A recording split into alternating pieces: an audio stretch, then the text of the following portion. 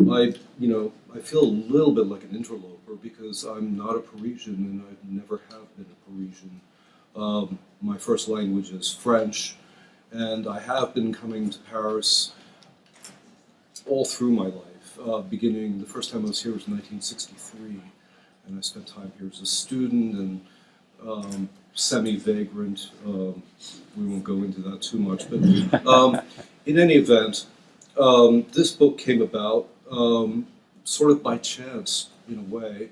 I'd written this book about New York, low life, and that was prompted very much by the changes I could see coming in the city. The book didn't come out till '91, but I signed the contract in '86, and it felt like it was going to be a far different city from the one that I knew, living on the Lower East Side in tenements built for the working class. And sure enough, it has in fact become that very different city. And this book, was an idea floated to me by my publisher. You've done this book about New York. You're fluent in French. Why not write a book about Paris? And I said, great, and signed the contract. And then spent a couple of years panicking because I realized I pick a different number every time I formulate this. 500,000 books about Paris in English? I don't know. Maybe a slight exaggeration, but there are many about every kind of thing. And then I realized that the book that interested me was, in fact, the book that hadn't really been written in English. And that is the Paris of the broadly defined working class. And in fact, once I realized that I'd really actually been researching this book for many years before the book even became a wisp of a possibility. So it's the other Paris by virtue of being the Paris that doesn't exist so much anymore. In my previous times here, 30, 40 years ago, 50 years ago, half the city, more or less, give or take, and in previous decades it was even more than that, maybe 70%, 80% of the city was the city of le peuple, la populace, all those many French ways of saying the working class, the people who do not have property or money. So, just to read a little bit from, intersperse this with a little bit of reading. This book is not intended as a polemic, for which it's much too late anyway. It might be something of a cenotaph or catacomb, since it contains the skulls of vast numbers of people who lived and died in Paris, but would be unlikely to find a home there nowadays. Instead, I mean it mostly as a reminder of what life was like in cities when they were as vivid and savage and uncontrollable as they were for many centuries, as expressed by Paris, the most sublime of the world's great cities. Life was, of course, not all fun and games. The expression of every sort of behavior inevitably included a great deal that was unpleasant, if not inimical, and even murderous.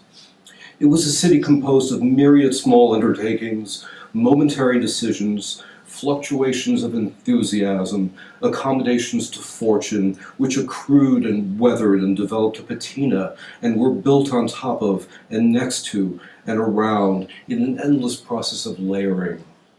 Even now, the layout of streets in some parts of town derives from ancient and forgotten circumstances, some course of water or farmer's field or half-whimsical decision made in the Middle Ages or even earlier.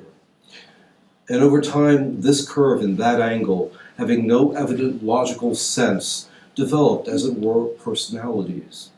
They colored the ideas and habits of those who lived on the street or used it every day, allowed for dark corners in which dark thoughts could be stored, and created off-kilter rhythms that prevented monotony. And then those subtle turns and nudges slowly and invisibly engendered all sorts of things: beauty, curiosity, ambition, skepticism, discontent. Until not so long ago, it was always possible to find a place in the city. There were cheap neighborhoods, and failing that, there were places to roost, to hide away, places left unattended long enough to allow squatting and repurposing.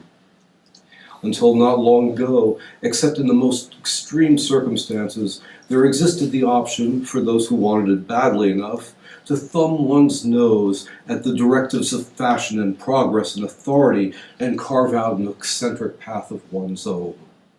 This more so in Paris than anywhere else, because there willful eccentricity was respected if not necessarily understood. Perhaps that remains an option, but it has been driven indoors, out of the social realm, and it's progressively more difficult to pursue.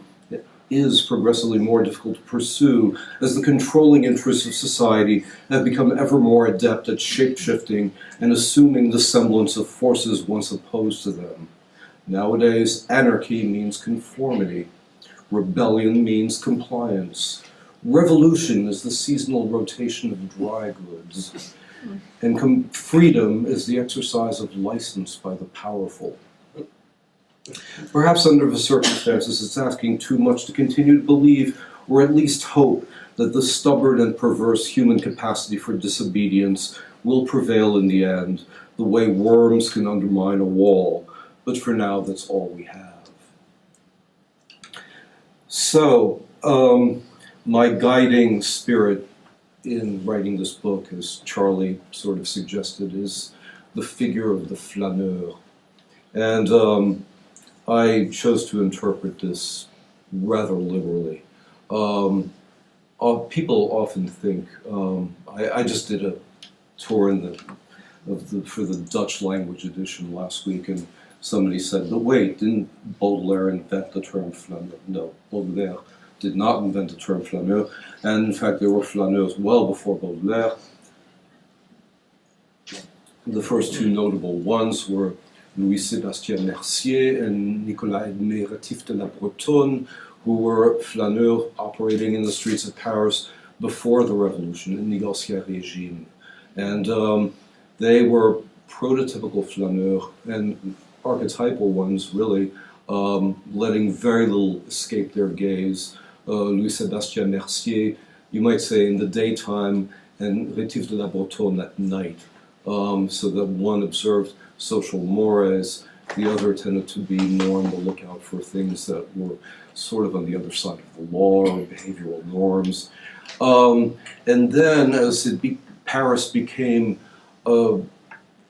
more, when after the fall of Napoleon, with the rise of the middle classes, Paris became a more gradually stratified city. You didn't just have a ruling class and the people, but you had all these social categories. The early middle 19th century was the great periods for flâneurs of every description. My personal favorite is Alexandre Privat d'Anglemont, who was a native of Guadeloupe. He was a black man, and he came from a prosperous family in the West Indies who sent him here to be educated and then lost all their money, so that he had made his living as a journalist. But he was a driven walker, and also someone who connected with everybody he met. He struck up conversations in every corner of the city. Everybody knew him, and he knew everybody. And he would, he sort of didn't really live anywhere. He had a furnished room. He barely visited. You get the impression he didn't sleep.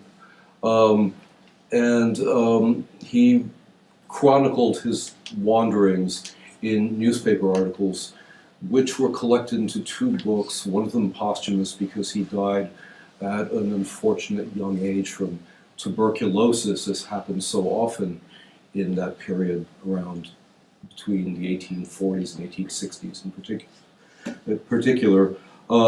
But he unveiled more layers of society than anybody else did. The flâneur in general is someone who walks and observes. I think walking is necessary. Maybe taking a bicycle gets you a little bit faster, but speed is not the purpose. You have to walk, and you have to walk instinctively. You turn right when you feel that, your senses are guiding you that way. There's a famous exploded map by Guy Debord, the founder of the Situationist International, which shows you all these blocks in the center of Paris and connected by arrows. And, it's a kind of, you might have seen this, has been illustrated many, many, many times. But you may not know what the logic behind it is. But in fact, it's telling you that if you are entering the Latin Quarter, you tend to turn right here rather than left, because the street narrows that way, because there's a church kind of seeming to block the intersection, etc. Paris has this way of taking your feet and directing them without your conscious participation. But what the flâneur does is observe things that are beginning, observe things that are ending, the small things, the shop windows. And, it is a measure of how much our age has changed things, that the flaneur's job, still very much there, very much necessary, is made a little more difficult by the fact that so many of the shop windows are not planned and executed by the shopkeepers, but by some committee working for a multinational corporation. So that there's, shop window after shop window in Paris is just like those shop windows in Amsterdam, and New York City, and Tokyo, etc. Nevertheless, it's a human city. It still contains a great variety of human beings. Many of them don't necessarily live here anymore because they can't afford to, but they come in from the banlieue to work. The best analogy I can find to what the flâneur does is something written by the great American 19th century naturalist John Burroughs, who said that the job of the naturalist should really be to take the same walk every day, because that way you see the mushrooms grow, you see the trees changing, maybe drooping, maybe dying, you see the saplings, etc. And only by taking this walk again and again and again can you perceive the changes. And I think the flâneur does something like that.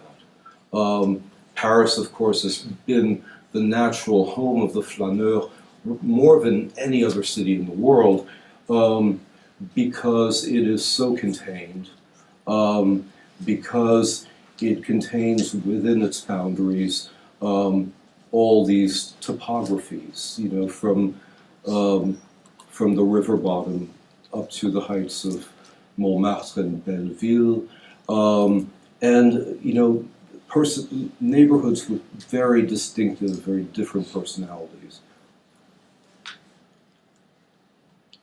And I interpreted the flâneur to include, my definition of the flâneur to include not just people who express themselves in writing, but also artists, beginning with,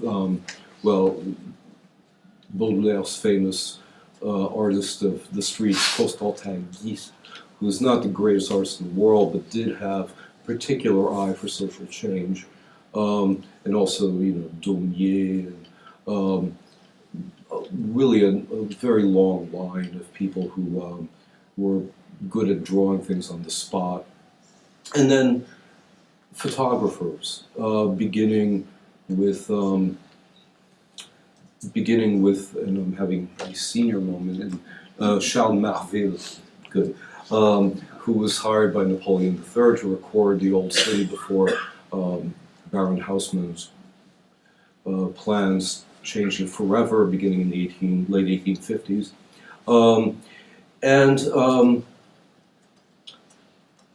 The other thing about being a flâneur that people often ask is, why are there hardly any women flâneuses? There are some. I'm interested to read this book that Charlie mentioned. There are very few, though, because practical reasons. It's never been easy for women to walk around unaccompanied and unobserved, because part of the flâneur has to be in a kind of transparent disguise. It has to be, the flâneur does best when unobserved, and women have never had an easy time being unobserved. Photography began to change this a little bit, and I think, for example, of Germaine Krull, who wandering the streets of Paris, taking pictures of modernist architecture and proto-modernist architecture beginning in the 1920s. So that is the heritage I draw upon. That's because in researching my book, I naturally did two things. One of them was walking myself, obviously, and the other is reading. And in reading, I was drawn to a certain kind of book which cuts across all the boundaries of fiction, memoir, history, journalism, even poetry. What I was looking for was the vivid description of lived life, what it actually felt like to be there, to be going through the streets. And it's very interesting how literature falls into one camp or another. I found a great deal in Balzac, in Zola, in a lot of lesser-known writers. For example, my single favorite sort of discovery, he was unknown to me, but I didn't realize how great an observer Francis Carcourt was. If you don't know him, he was a rather popular novelist who wrote from the teens into the 50s. And his books are not great literature, but he was a fantastic social observer. I describe him as a verbal photographer, and that's truly what he was. On the other hand, there are writers who I expected to find a great deal in, who actually provided me with very little material. Wasn't much in Proust, not much in Céline, not much in Jules Vallès, although I fully expected him to come through, etc. It's very interesting that way. Some writers are good at, chronicling what happens between people, but not the frame that surrounds them, not the street, not the buildings, not what they're eating and drinking and what the weather was like. So in chronicling this alternative history of Paris, if you want to put it that way,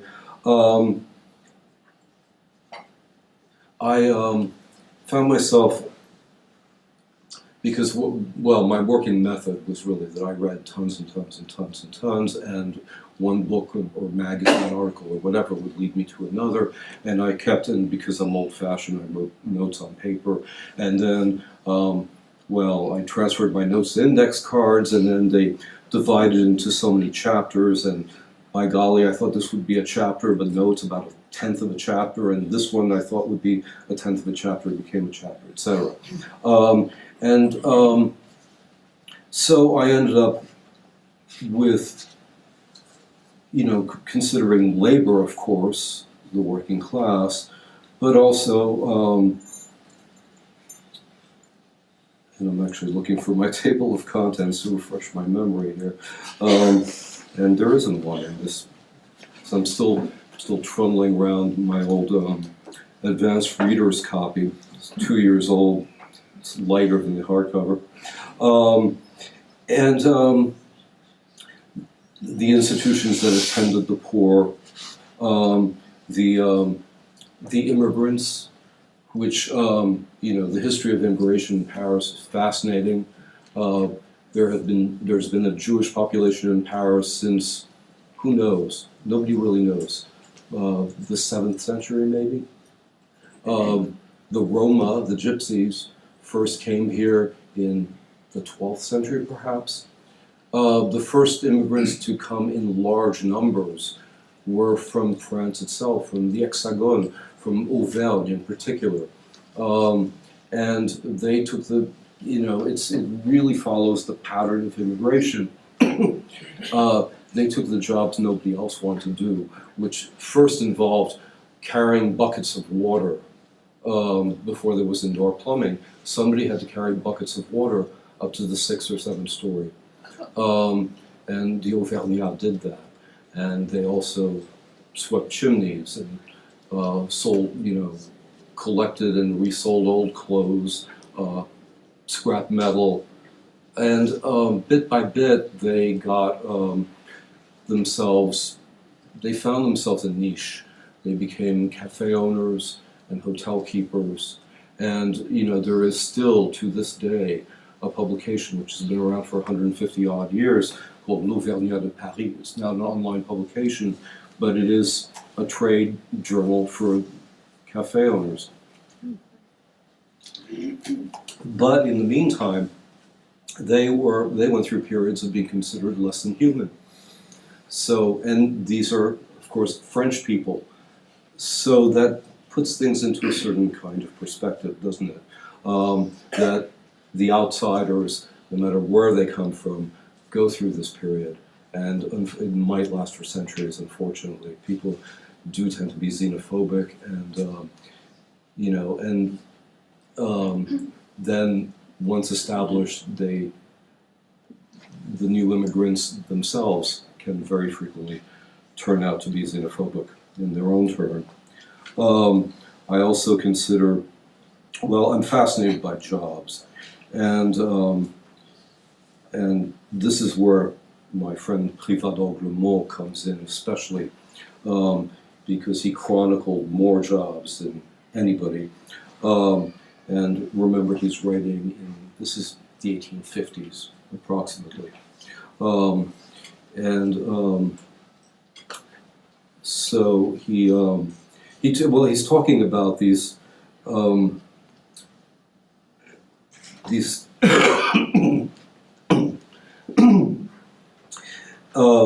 I'm sorry, I'm getting over a cold. He's talking about these enclaves in which people lived semi-collectively in the years after the Revolution, that were in turn, they were kind of a latter-day equivalent of the Cour de Miracle, which you might have heard of if you read Victor Hugo's Notre-Dame de Paris. These were beggars' encampments, and they're called miracle courts because that's where, the fake cripples would take off their humps and drop their crutches, so to speak.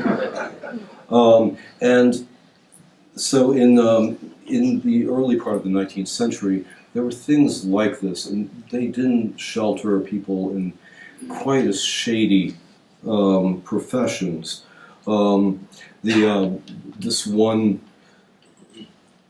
particular place, which is across the street from the Collège de France over in the 5th, it sheltered buskers, street singers, sword swallowers, egg balancers, acrobats, tooth pullers, and fire eaters. But then there were also rag washers, doll dressers, makers of matches, of toy boxes, of toy parachutes, people who cut up rabbit fur to make felt, women who put wicks in lanterns, who unglued the silk of men's hats, who made funeral wreaths from hoof scrapings, people who abridged famous plays for use in puppet theaters. The jobs that people invented for themselves were one of Privat's preoccupations, and he collected hundreds of examples from all over the city. Madame Thibaudot swept jeweler shops for no pay so she could recuperate gold dust. Madame Vanard, widow of a perfumer, was a zesteuse. It's one of my favorite words now. Zesteuse, meaning that she picked up lemon rinds from the stalls of limonadiers and sold the zest to makers of curacao, syrups, and essences. Old Monsieur Beaufils bought nightingales, canaries, and finches, and after educating them in song for 6 to 8 weeks, resold them for 4 times what he paid. The Meur de Soif family, the name apparently real, means dying of thirst, bought old suits, turned them inside out, restitched them, and resold them. Jacques Simon was awarded 2 goats by the government as a premium when his wife gave birth to triplets after previously producing twins. The mother and babies then died, but the goats multiplied, and Simon became a berger hors chambre, an indoor shepherd, with a flock of 52 in a 6th-floor walk-up on Rue de la Cosse. He sold milk from goats that were fed individual herb-based diets aimed at specific maladies that the milk was intended to cure. Mademoiselle Rose, who inherited the job from her mother, was an ant farmer. She sold the eggs to pharmacists and to the Jardin des Plantes for pheasant chow. Monsieur Salier sold maggots. Mathieu Leblanc sold bespoke verses for all occasions. I bet you there are still people like that. Monsieur Auguste collected stray legal papers and altered them to suit for people seeking admission to the courts of justice, which required something stamped and initialed. Maire Moscou rented out clothes. A shirt cost 20 centimes a week. There were men with noble titles rendered meaningless by the revolution, but had nevertheless held snob appeal. Some of these men made a living acknowledging others' bastard children. The Privat mentions one who unexpectedly inherited a fortune and promptly lost it all to his elected heirs. A détripé was a professional witness who would collect information at the scene of a crime and become the event's leading expert, so that the court would have no choice but to hire him. A réveilleuse, always a woman apparently, was in charge of waking others whose jobs demanded an early rise, especially at Les Halles. An ange gardien was engaged by upscale wine shops and cabarets to walk drunks home. A ribouille, remade shoes, extending their lives by only about a week. The product was dubbed 18, which is 18, which is a pun on the 2 fois 9, which means both twice new and twice 9. Les Halles, of course, employed hundreds.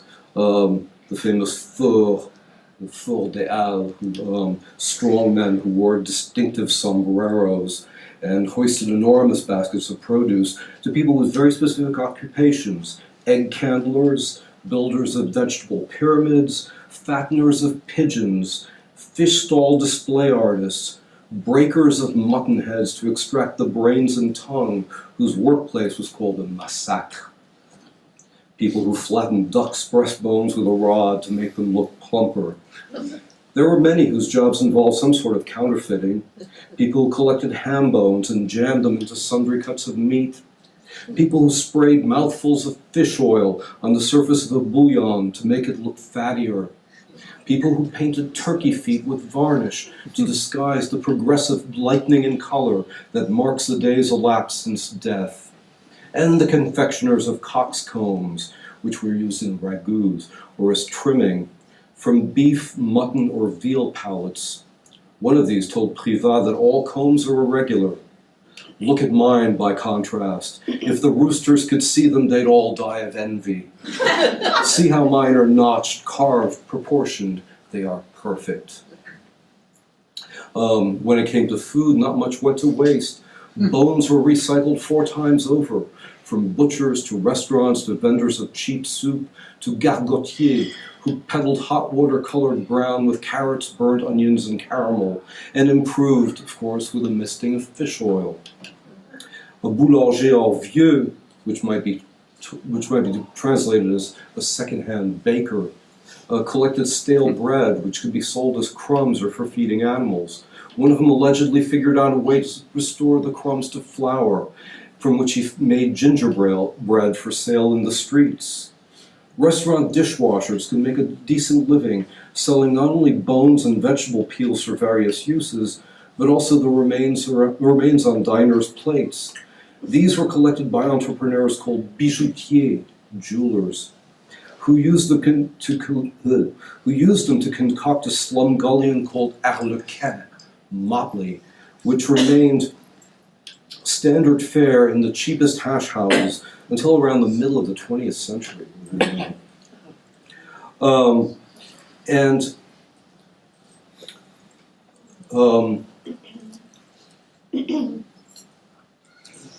Of course, many of these people, if not most, were displaced from the city center by the great changes made to Paris by Baron Haussmann in the 50s and 60s, 1850s and 60s. They were driven out to the newly expanded edges of the city because around the same time that Baron Haussmann was reconfiguring the center, the size of the city itself had quadrupled, including a chain of villages around, beginning at Montmartre and working around the clock.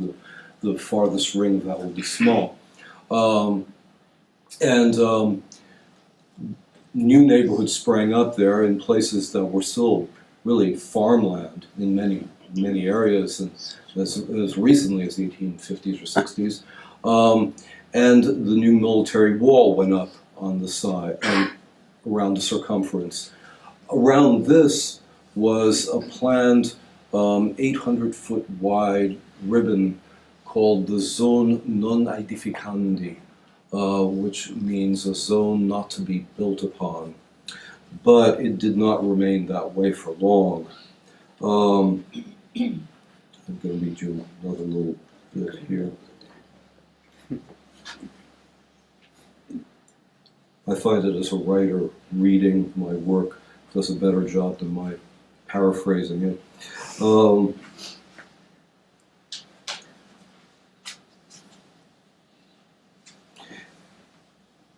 Initially, the zone was a sort of tundra, empty grassland with the occasional lone tree, crossed by trails like deer runs, two-story buildings visible here and there on the far horizon. It was documented more by painters than by photographers. Vincent van Gogh's The Outskirts of Paris, 1887, shows a vast plain with a windmill and a few barn-like structures in the distance. In the foreground, the confluence of two muddy paths, a tumble-down fence, and incongruously a cast-iron lamppost. Jean-François Raffaelli made many paintings of the zone as desolate farmland, featuring maybe a spavined horse and a few skinny chickens tended by an old woman in black, some unpainted hovels in the middle distance with wash lines strung between them, factory chimneys miles away, the scene perhaps interrupted by a man running past with a loaf of bread under each arm, looking back over his shoulder.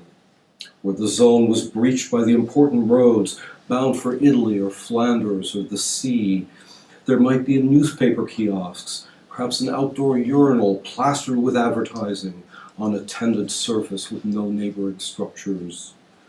The ragpickers were the first to colonize the space. Ragpickers had been an integral part of city life since its unrecorded dawn, but they'd never had an easy time of it. Besides the financial precariousness of the trade, there were successive waves of persecution by the authorities. In 1635, the sale of old clothes was prohibited in Paris, forcing ragpickers to work clandestinely or outside the walls. In 1701, heavy fines and corporal punishment were imposed on ragpickers found on the streets at night. In 1828, the city began licensing ragpickers, but in 1832, it attempted to institute municipal trash collection, impinging on their trade. In 1835, a new police prefect allowed ragpickers a permanent market within the Halles. But a few years later, the order was rescinded, and by 1860, they were actively being chased from even their traditional quarters. The final blow came in 1884, when Eugène Poubelle, prefect of the Seine, and you know what was coming next, decreed that all houses be supplied with lidded containers for refuse, their contents to be collected by municipal authority. Poubelle soon became, and remains, the word for garbage can. 50,000 ragpickers demonstrated, but to no avail. There was a hierarchical caste system among the ragpickers, who might be hereditary members of the professional tribe, or bohemians, or miserable homeless alcoholics who slept under bridges or in abandoned houses and drank casse-poitrine, chest breaker, or tourboyau, gut twister. The highest ranked of them, called placiers, drove horse carts and were often allowed to skim the trash in houses before it was put out on the street. They generally earned about 10 times as much as the ordinary pickers, who collected not only rags and paper, but also dead animals.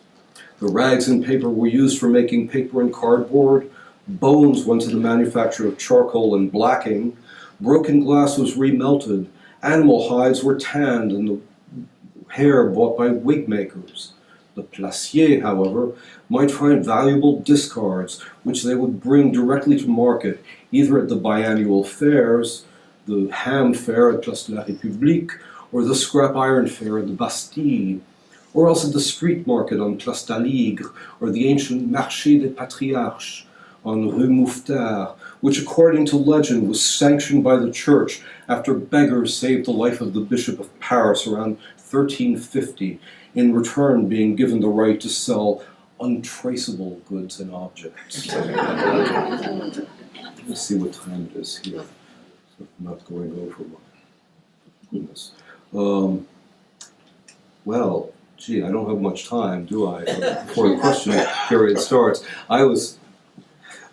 So anyway, quickly then, to sum up.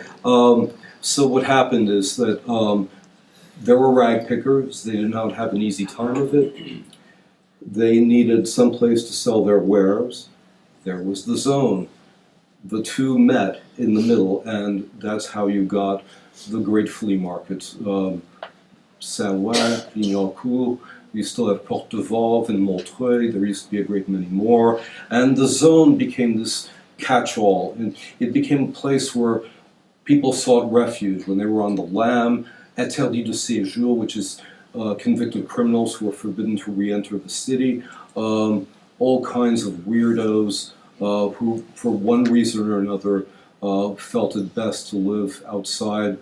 And in popular imagination, the zone became the nexus of all criminal activity. And it was applied liberally in the sensational press of the mid-20th century, even when the activities either took place out in the suburbs or within the city itself. Even now, you sometimes hear people use the term zonard for a certain kind of behavior, even though there has been no zone since the périphérique went up, because the périphérique entirely and exactly covers the footprint of the zone. Anyway, I have much more to say, but we're not here for another 3 hours. So thank you very much. I'm going to take your questions now. So how far or how many miles do you think, kilometers, I'm sorry, did a flâneur walk in a day? That's a good question. I'm not really too sure myself. I'm really bad with numbers. But I know that when I was, I have sciatica these days, which has really made my visits to Paris a little harder because I used to walk. I mean, you can crisscross the city in 3 hours, less, 2 hours. I don't know. One thing I did while I was working on this book was compile. I have notebooks filled with my walks, which is to say, a list of streets, and I kept trying to get myself lost and not doing a very good job of it, because that's kind of the beauty of Paris is you wander down an unfamiliar street and eventually it leads you to a familiar street. But, I don't know. I think it's probably possible to walk 15 miles a day, something like that. That's just a rough, vague guess. Yes. And I understand you have quite a few pages about the resistance, Icelandics during World War II. Mm-hmm. And I'm wondering how that fits in the context of your book. Yeah, there are several references to the resistance in the book, but it's not a major theme because it's so much a subject unto itself. Others have written about this extensively, And, it's generally I stayed away from the wars because they involved larger outside forces, and I was, I had to draw the line somewhere, really. And insofar as the resistance comes up, it actually has to do with I'd probably spend more time talking about the opposite, the French Gestapo. In chronicling the history of crime in Paris, for example, you're led to the fact that there's a kind of, criminal genealogy, the Apache leading to the Milieu, leading to the Corsican mafia coming in the 20s, and then the criminals who allied themselves with the Germans and who actually were much more vigorous in, for example,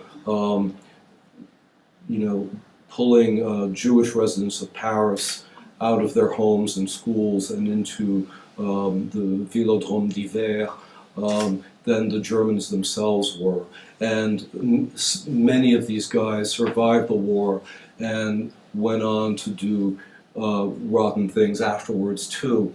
So that turns up more in my story than the actual resistance. There are stories of one chapter I ended up not writing for various reasons is the story of literally underground Paris. The life, especially on the left bank, the chalk mines, the catacombs, and the networks connecting them. And it's fascinating that there were, there was not far from the catacombs, there was one place that was used as the resistance as a command module. It's just one of those things where I'd probably give the resistance short shrift, but there's many, many, many subjects within this book, so I'm sorry. Are there things happening to the city that you find very difficult to take? Like I was thinking of, say, maybe some excessive gentrification that's happening to eliminate, for example, neighborhood cafes, bookstores, that kind of thing. Starbucks Iberalis. Yeah, well, as far as Starbucks goes, one interesting thing, I was talking to a friend of mine who's American who lives here, and I was saying, well, why would the French go to Starbucks when they have this great tradition of cafes? And she was saying, actually for black and brown people actually find themselves sometimes unwelcomed in the old Zack, and at Starbucks they can feel a much more warm atmosphere than in some of the older sites. So there's that. But the thing is, too, we live in a profit-oriented age. In the past, people worked for a living, not for a profit.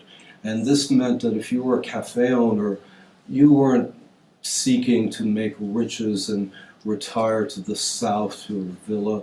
You were living in a neighborhood, and you were selling drinks to your neighbors. And your neighbors used your cafe as a kind of neighborhood center, and there were political meetings, there were parties and birthdays, and all kinds of things went on that were not necessarily a part of business, but were fundamental to the running of a cafe. And, this is largely gone. It's not completely eradicated. You can still find examples, but it's more and more difficult. Bookstores, to a certain extent, are protected by certain elements of French law, like about discount pricing and stuff, but they too have just far fewer than I remember from, say, the 70s, when there seemed to be multiple bookstores in every block, or at least I had that impression. It's a sad thing. The neighborhood as an institution, the loyalty of people to their neighborhoods, where each arrondissement containing, of course, 4 quartiers, and each quartier was a village unto itself. And this is, there's still a bit of this or that, and, certain neighborhoods, more or less, you can still find a bit of the quartier in certain parts of Ménilmontant, Charonne, over the hill Montmartre, maybe. But but it's a disappearing thing. And if barring catastrophic change of one sort or another, it's going to tend more and more in the direction of homogeneity. Sir. People sometimes say cities have a personality or personalities, and I'm a New Yorker as well, and we spend quite a bit of time over here. Mm-hmm. And I'm wondering, having done the book you did on New York and now Paris, how do they talk to each other, or what did you learn about the personalities? I know that's a terribly vague question. Mm-hmm.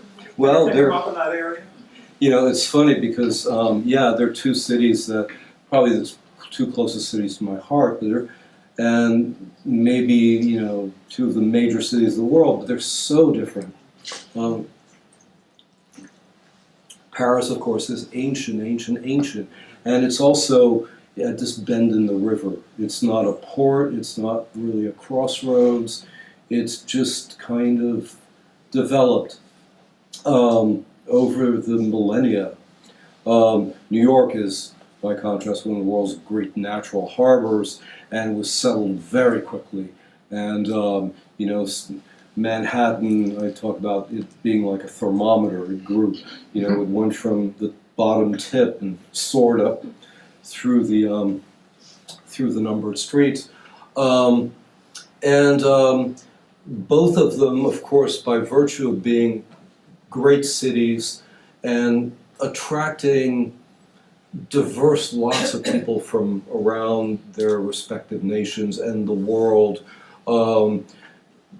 provided, they provided a refuge for eccentrics, and they provided a kind of home for artists, and artists, of course, need other artists, and that's, you need a kind of, what's the term I'm looking for? I'm not finding. You need a body of people, young people usually, who will fire each other up. You can't have, it's very seldom that you have artists growing in isolation in remote villages. It just doesn't happen very often. You need this kind of force, and both Paris and New York at different times have had greater or lesser pull that way. It was very interesting. Writing these two books was a study in contrast. There's so little written about New York when you come down to it. I mean, I gave you my criteria before. It has to be vivid. It has to be about life and how it's lived and how it feels and so on. And with New York, it really, there's some great writers. There's Stephen Crane, of course. But really what it comes down to is a bunch of newspapers and stuff that might have been made up, and you don't really know whether the story actually happened or not, no matter how famous it is. Paris, on the other hand, every event in Paris, every event in the life of Paris, no matter how improbable, was covered by multiple people. So multiple great writers. You have things that were written about by Privat d'Anglemont. They were also written about by Nerval, and you have their two views which complement one another, and also they provide a kind of documentary evidence. It's two witnesses who were not acting in concert, so that that, yes, this cafe near Les Halles really did have water jets that they would turn on when there was a brawl going on to stop the brawl. And stuff like this, which might assume proportion of legend in New York. In Paris, it's there were so many writers, and everything was documented. And so, New York was ambitious, young, hothead upstart. Paris had much more time to develop this very nuanced and complex personality. I was wondering, when one talks about a flâneur or a flâneuse, it seems to be intrinsic with Paris, with the act of being in Paris. Yeah. As Paris evolves, you were mentioning gentrification earlier, must the definition of flâneur evolve as well, or should it stay the same? Well, I use a very, very, very broad definition, but there's absolutely no reason why you can't flan. Put it that way.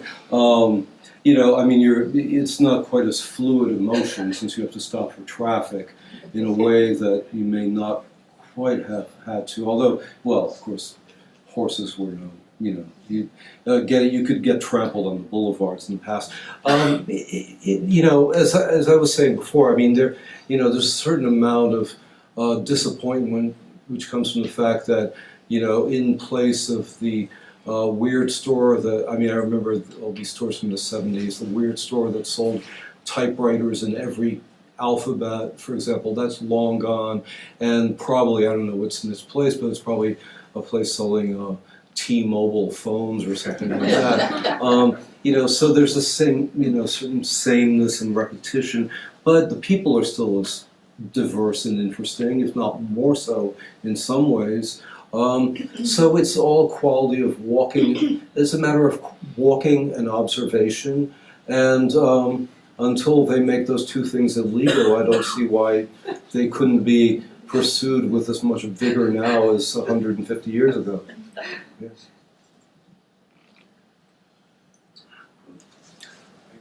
Oh. All righty. Well, thank you very much for coming.